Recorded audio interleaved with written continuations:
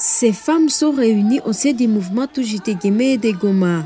Ce vendredi 1er mars 2024, elles se sont rencontrées dans le stade paralympique, habillées à tenue non ordinaire. À travers cette tenue, ces femmes veulent dénoncer l'insécurité qui sévit à l'est de la République démocratique du Congo et les violences des droits des femmes dans la région sous couvert des atrocités liées à la guerre des M23. Nguo ambayo mama Esther ndani ya Biblia, tunasikia muhistoria za Biblia. Mama Esther alipopata habari kama atakufa yeye na familia yake yote, akavala magunia muda wa siku 3, iko naomba na kumulilia Mungu. Tumevala magunia, asione hii manguo kuwa manguo za kawaida, lakini tumevala magunia leo ili tulilie baba wa taifa atusaidie na kutujibia, atupatie amani.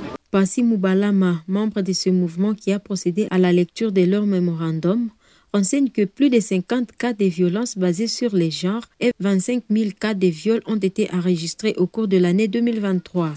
Au cours de l'année 2023, la division provinciale du genre du Nord Kivu a enregistré plus de 50 000 cas de violences basées sur le genre, dont près de 25 000 cas de viol sur des femmes, parfois sur des petits-enfants.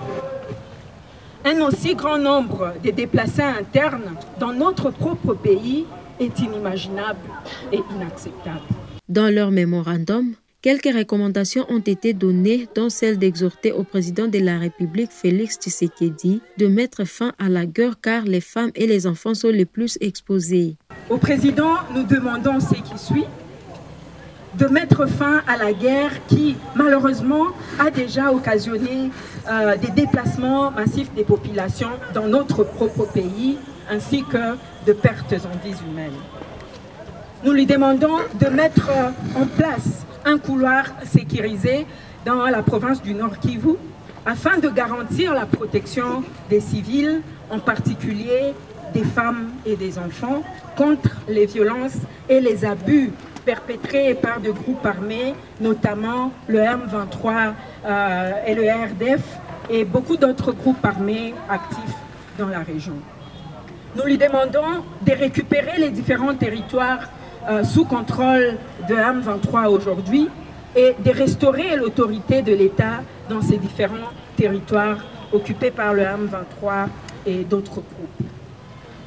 Nous demandons au président de mettre en place des mécanismes efficaces finalement qui permettront l'accès à la justice et la lutte contre l'impunité pour les auteurs de ces différents crimes de guerre et crimes contre l'humanité et des violations graves des droits de l'homme, notamment les violences basées sur le genre ainsi que des cas de viol.